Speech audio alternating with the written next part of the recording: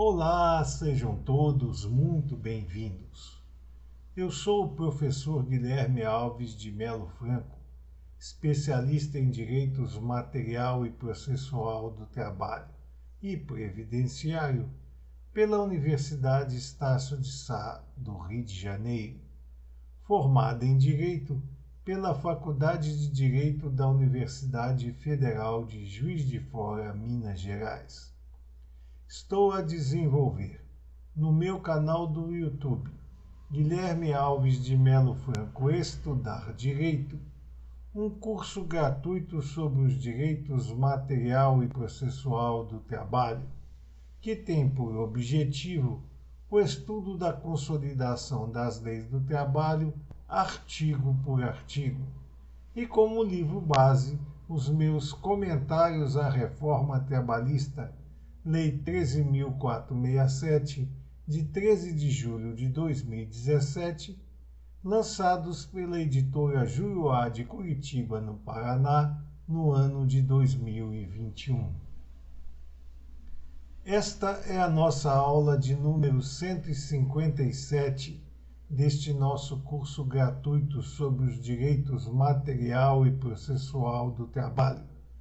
E nela estaremos a desenvolver nossos entendimentos a respeito dos artigos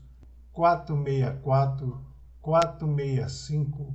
466 e 467 da Consolidação das Leis do Trabalho, que continuam a jornada jusoperária brasileira a respeito da remuneração. Diz o artigo 464 da Consolidação das Leis do Trabalho que o pagamento do salário deverá ser efetuado contra recibo, assinado pelo empregado, em se tratando de analfabeto, mediante sua impressão digital ou ainda, não sendo essa possível, a seu roubo. É importante dizer que, atualmente, os pagamentos de salário ou mesmo de remuneração são feitos quase que em sua totalidade através de depósito bancário na conta do empregado, sendo muito rara a situação em que este pagamento permanece sendo feito em dinheiro e pessoalmente a cada empregado, ou também que este pagamento seja feito para pessoas que não conseguem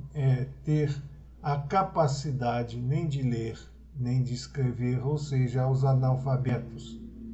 Mas estas situações apregoadas pelo artigo 464 da Consolidação das Leis do Trabalho ainda existem na nossa realidade social brasileira. Portanto, ainda encontramos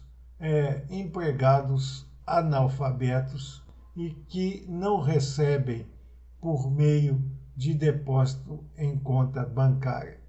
ou seja, que ainda recebem em dinheiro e pessoalmente, principalmente na região rural,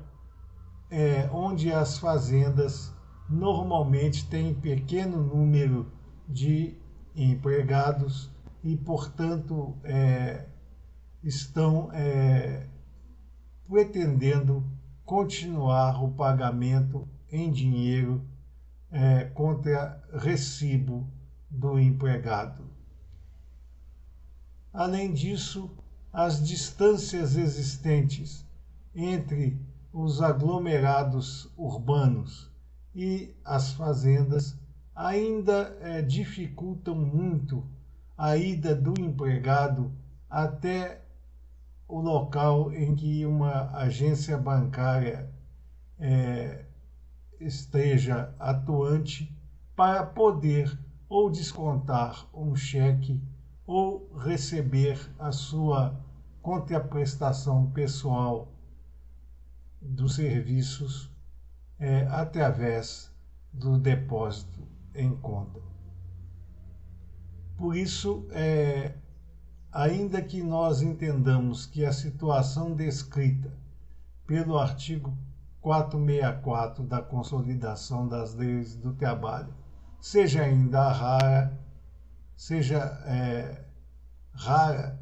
ainda existem situações em que a aplicação deste fascículo seletista ainda é necessária e possível.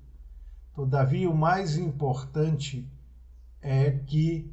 o pagamento do salário, e aqui cabe de novo aquela nossa observação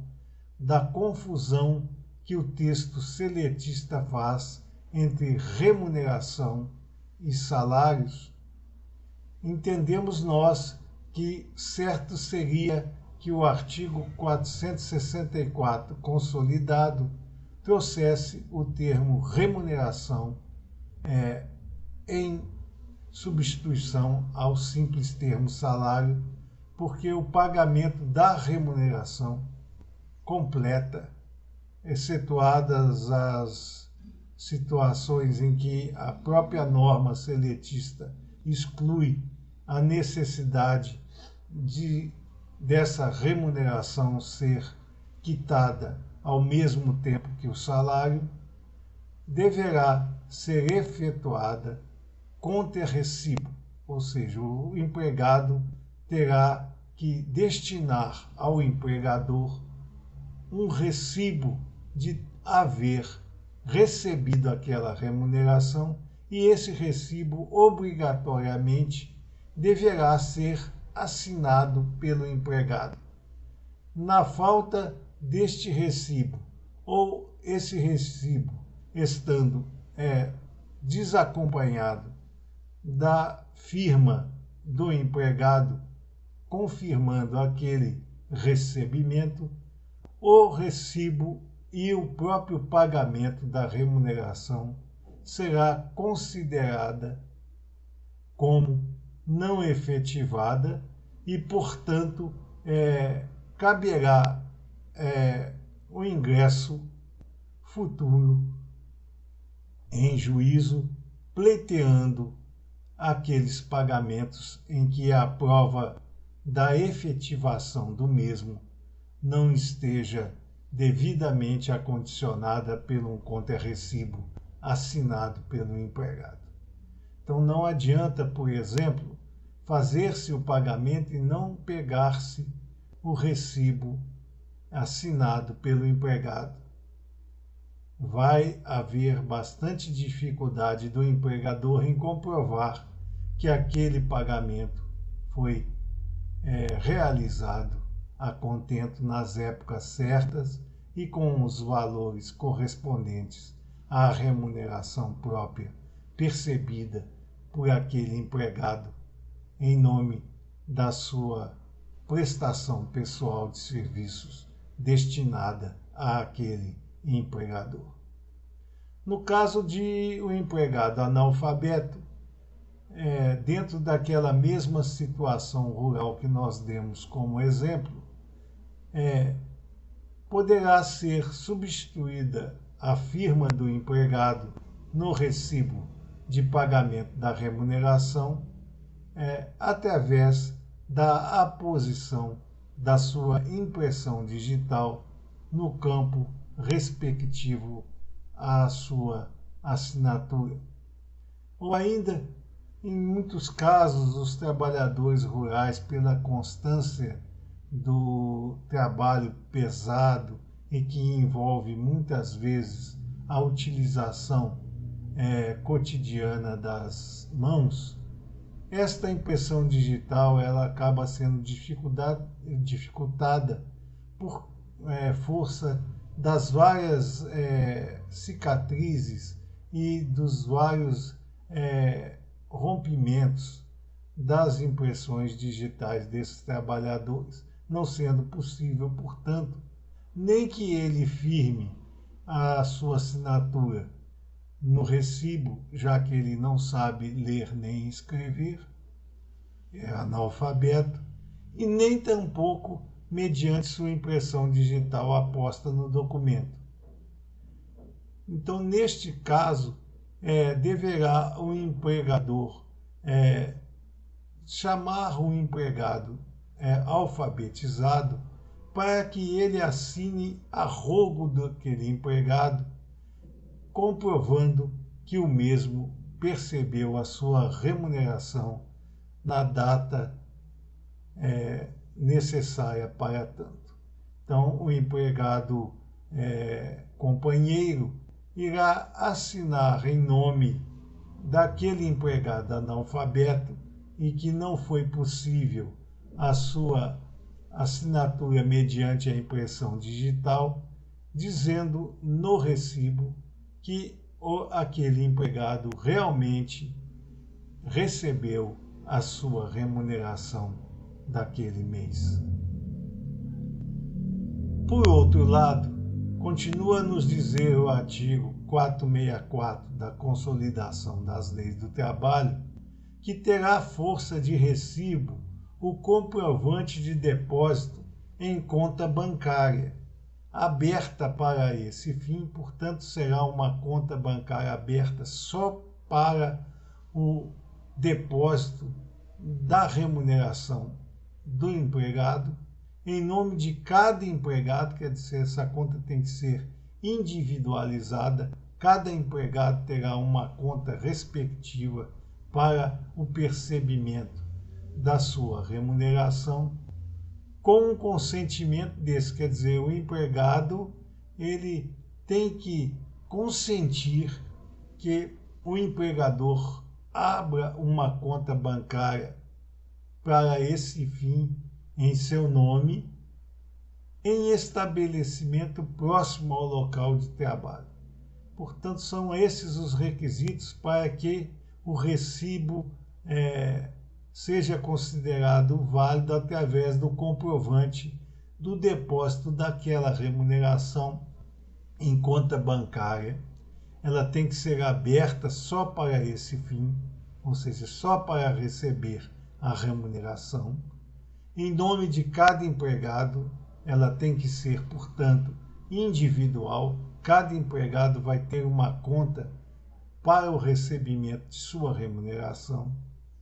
Terá que ter o consentimento desse empregado para que o empregador possa abrir esta conta bancária junto ao estabelecimento bancário próximo ao local do trabalho, evitando com que o empregado tenha que se deslocar, às vezes, por longos espaços para poder retirar o seu valor correspondente à remuneração daquele mês. Aqui também cabe outra observação, porque quando foi efetivada a elaboração da Consolidação das Leis do Trabalho, os estabelecimentos bancários ainda eram muito incipientes e em pouca quantidade. Portanto, havia sempre uma dificuldade de receber, através de depósito em conta bancária, os valores remuneratórios pertinentes àquele mês pelo empregado. Ele tinha que se deslocar do seu local de trabalho ou da sua residência, conforme o caso, para poder, enfrentando filas, receber a remuneração daquela mensalidade em face da contraprestação pessoal de serviços implementada em favor de seu empregador. Além disso, não havia naquela época o que hoje temos de vantagem, que são os cartões eletrônicos, que podem ser utilizados em caixas espalhados por toda a cidade e existente em todas as cidades, com raríssimas exceções, mesmo aquelas de pequeníssimo porte, sempre tem um caixa eletrônico de alguma entidade bancária para servir aos correntistas daquele empreendimento bancário. Então, hoje é muito mais simplificado. Mas a época que foi consolidada o texto seletista, essas facilidades ainda não existiam e, portanto, era muito mais complicado receber a remuneração pelo empregado e, normalmente, eles teriam que ter uma dispensa da prestação pessoal de serviço para justamente se dirigirem à entidade bancária com o fim de receber a sua remuneração. Isso causava transtornos não só na direção normal dos trabalhos, como também ao próprio empregado, que teria muitas vezes que se deslocar até o centro da cidade para receber os seus proventos. Todavia, hoje é tudo mais facilitado e digamos que 90% dos empregados brasileiros já recebem através de depósito em conta bancária aberta para esse fim, em nome de cada empregado, com o consentimento desses, em estabelecimentos quaisquer, porque a facilidade do cartão eletrônico não mais torna necessário que o estabelecimento adotado pelo empregador esteja próximo do local de trabalho daqueles empregados. Outra modalidade de pagamento que era bastante difundida e que já foi uma evolução dos primórdios do sistema de pagamento de remuneração no Brasil, que foi a quitação em pagamento através da emissão de cheques individuais em nome de cada empregado, e que esse empregado tinha que se deslocar, como o mesmo caso do depósito em conta bancária, a uma agência em que haveria sido aberta aquela conta a favor dele, em estabelecimento ainda que próximo ao local de trabalho, para poder descontar aquele cheque e ter efetivado o pagamento da sua remuneração. Neste caso, por exemplo, a própria retirada do valor correspondente ao cheque que ficava acondicionada ao sistema bancário seria a prova de que aquele pagamento da remuneração tinha sido feito. Mas hoje também, com a facilidade dos cartões eletrônicos, quase ninguém mais utiliza-se de talões de cheque dentro do Brasil, embora algumas situações ainda cobrem esse tipo de atividade dentro do mercado de trabalho. Diz o artigo 465 da Consolidação das Leis do Trabalho que o pagamento dos salários, e aqui novamente nós alertamos que na realidade deveria ser trazida ao texto do artigo 465 da Consolidação das Leis do Trabalho o termo remuneração,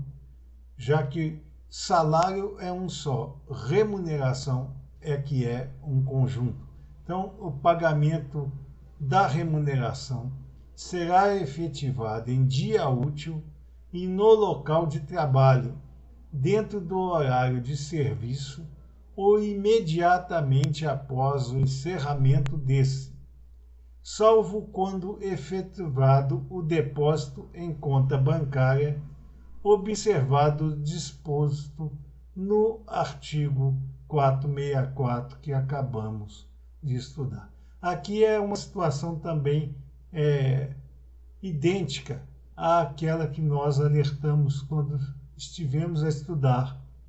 o artigo 464 da Consolidação das Leis do Trabalho, nesta nossa aula de número 157 desse nosso curso gratuito sobre os direitos material e processual do trabalho.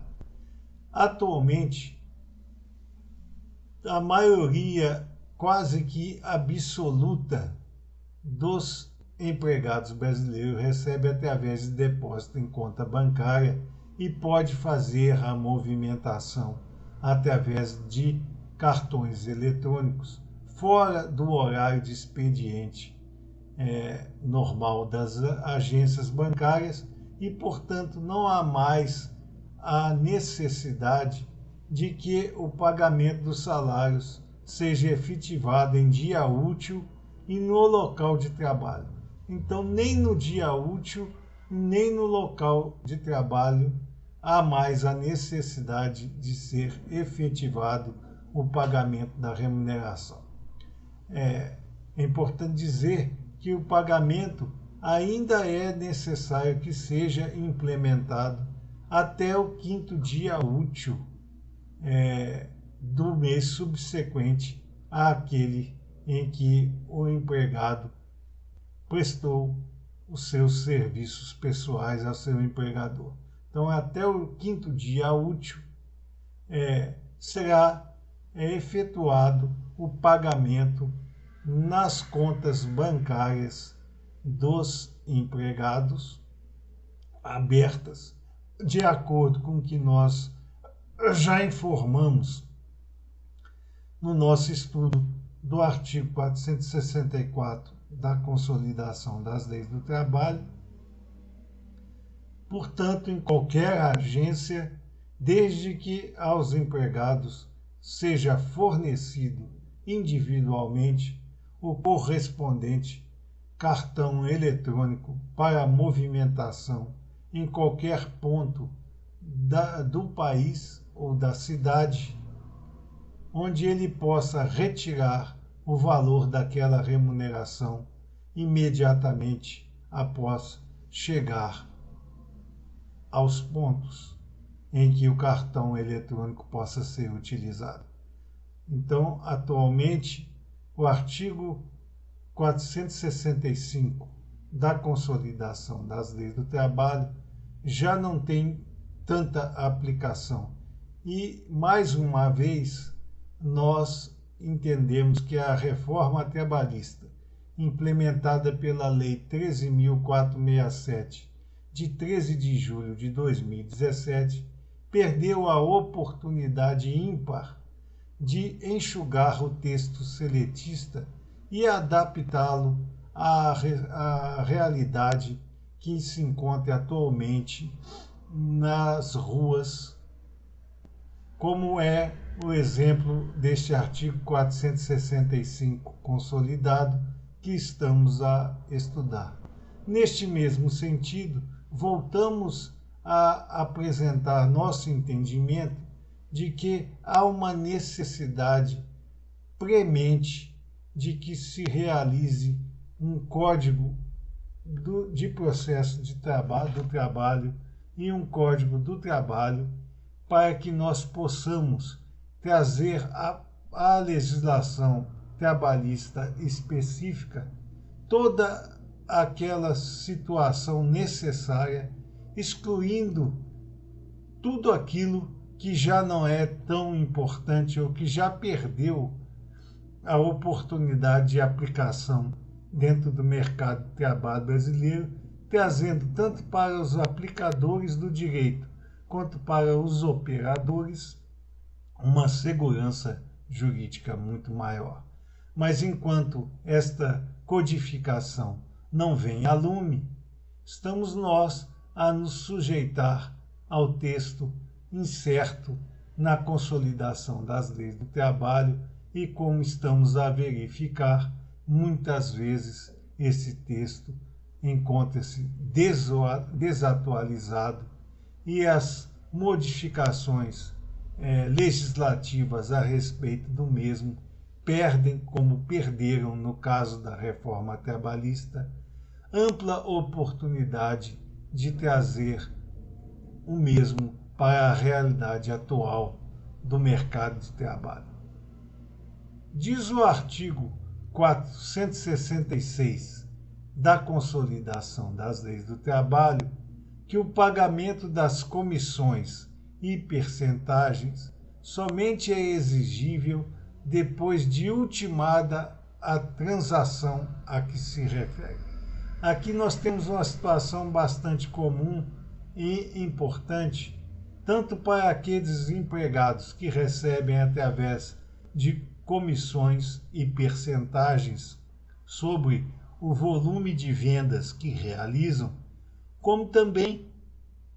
para aqueles empregados que recebem sua contraprestação pessoal remuneratória em sistemas mistos, ou seja, com parcelas fixas e parcelas variáveis que seriam advindas de comissões e percentagens. Neste caso, a parcela fixa continua a ser implementada através do que nós já estudamos nos artigos anteriores consolidados. Até o 5º dia útil, através de depósito em conta bancária, que pode ser movimentada por um cartão eletrônico em qualquer caixa distribuído pelos diversos pontos no território nacional. Portanto, esse pagamento da parte fixa continua ainda sob essas regras seletistas já estudadas anteriormente, mas o pagamento das comissões e percentagens somente será exigível depois de ultimada a transação a que se refere. Aqui cabe um parênteses bastante importante, que quando a Consolidação das Leis do Trabalho fala em ultimada a transação, não quer dizer que o pagamento das comissões e percentagens deverá ser feito apenas e tão somente naquelas situações em que a venda respectiva foi feita parcelada em vários meses, que tenha que chegar ao final do parcelamento, onde o empregador terá recebido todo o valor cobrado por aquela mercadoria respectiva, para que o empregado tenha direito a receber as comissões e percentagens relativas àquela transação comercial. Quando nos anuncia o artigo 466 da Consolidação das Leis do Trabalho, que o pagamento das comissões e percentagens somente é exigível depois de ultimada a transação a que se refere, quer dizer apenas então somente que, efetivada a venda, a correspondente comissão ou percentagem sobre a mesma já é devida imediatamente a partir da data em que foi implementada a transação, pouco importando se o empregador vai receber o valor respectivo àquela venda de forma parcelada ou à vista. Sempre que houver a ultimação da transação comercial, o pagamento das comissões e percentagens sobre ela já é exigível imediatamente. Diz o artigo 467 da Consolidação das Leis do Trabalho que, em caso de rescisão do contrato de trabalho, havendo controvérsia sobre o montante das verbas rescisórias, o empregador é obrigado a pagar ao empregado, à data do seu comparecimento à Justiça do Trabalho, a parte incontroversa dessas verbas, sob pena de pagá-la acrescida de 50%. Esta é uma situação processual e se encontra adstrita dentro da consolidação das leis do trabalho no capítulo da remuneração, quando na verdade deveria estar acondicionada quando do trato do processo judiciário do trabalho, já que trata de uma situação eminentemente processual. Ou seja, houve uma rescisão do contrato de trabalho.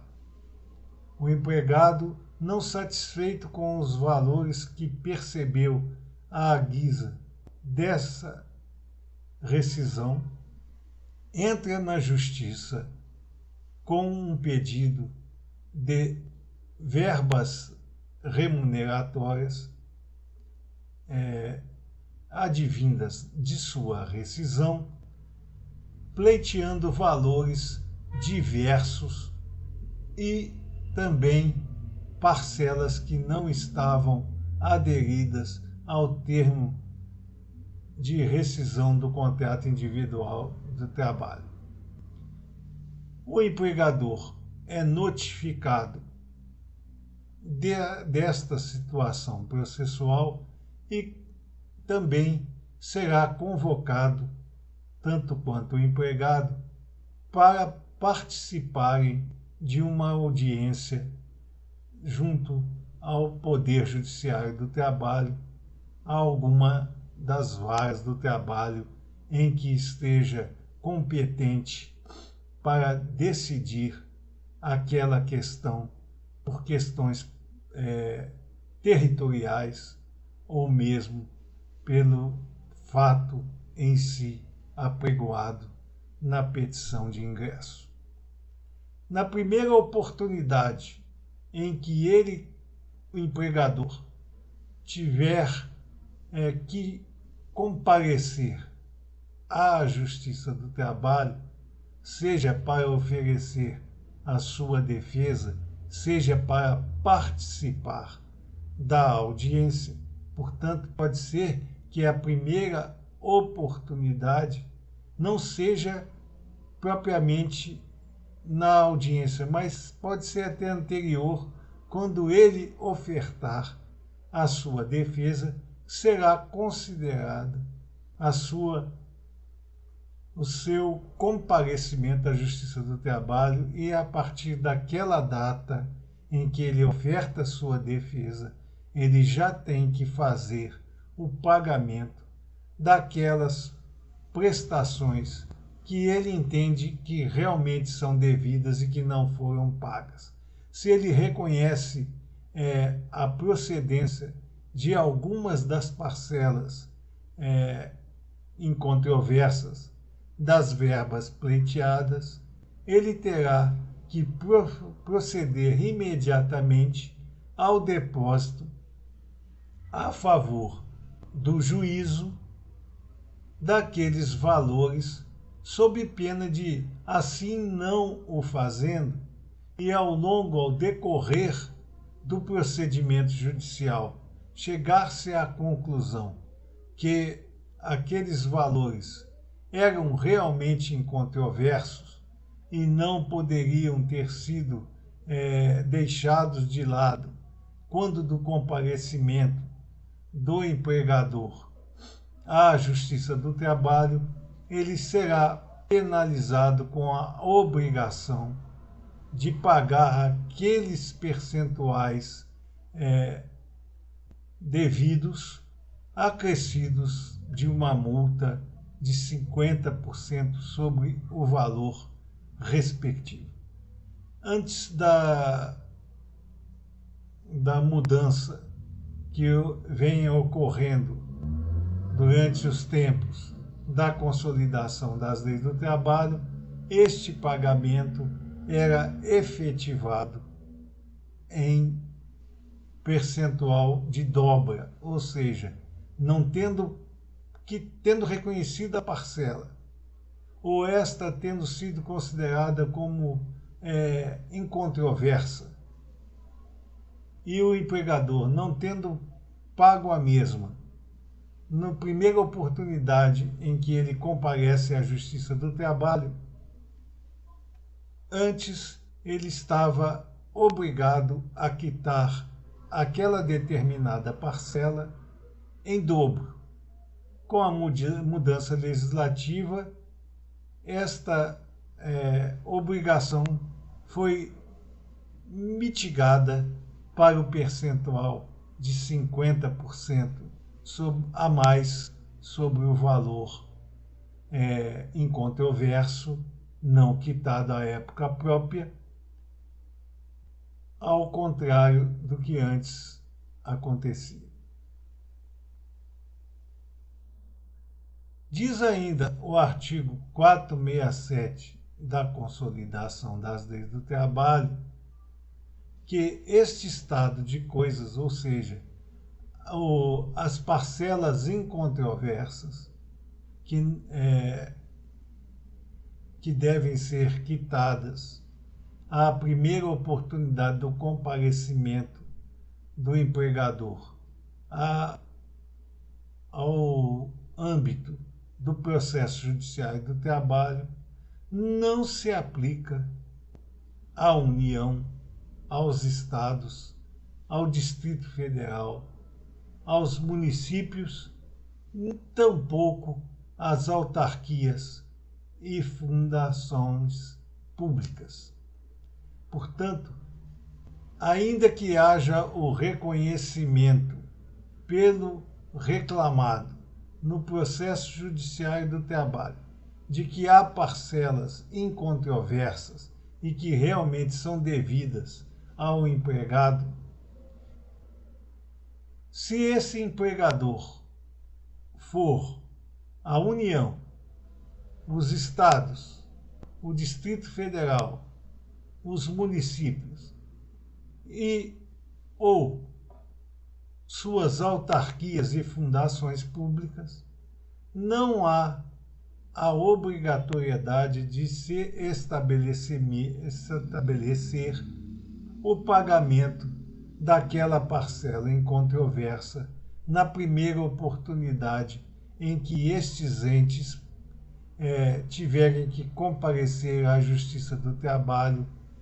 para responder aos termos de um processo judiciário do trabalho e, portanto, não haverá a penalidade destinada ao comum dos empregadores de pagar aquela parcela incontroversa à razão de 50% a mais do valor que foi constatado como incontroverso e não quitado. Portanto, essa situação não se aplica à União, aos estados, ao Distrito Federal, aos municípios, nem às autarquias e fundações públicas mantidas por estes entes públicos. Observa-se ainda que o texto insto neste artigo 467 da Consolidação das Leis do Trabalho não se aplica em caso de haver a revelia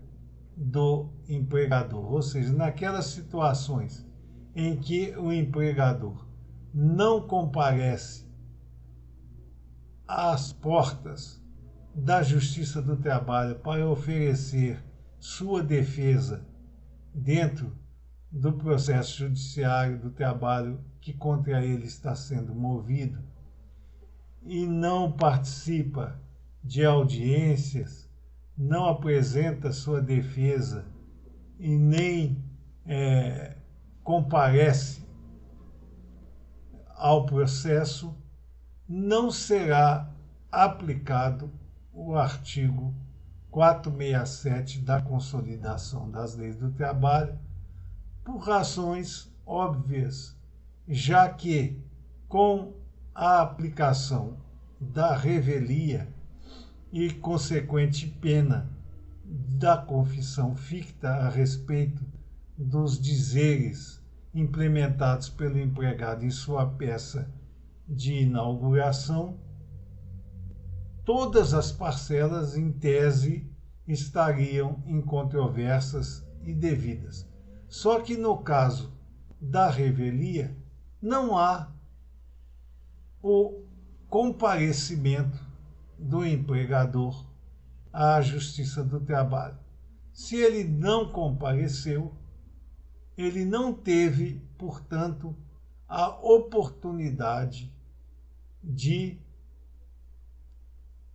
quitar aquela parcela incontroversa ou todas as parcelas incontroversas em face de sua revelia e, portanto, não pode ser aplicado o texto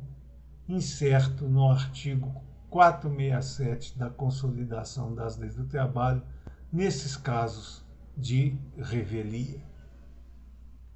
Estas eram as considerações que gostaríamos de fazer a vocês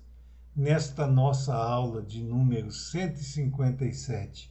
deste nosso curso gratuito sobre os direitos material e processual do trabalho. E aproveitamos esta oportunidade para agradecer a todos vocês pela presença nessas nossas aulas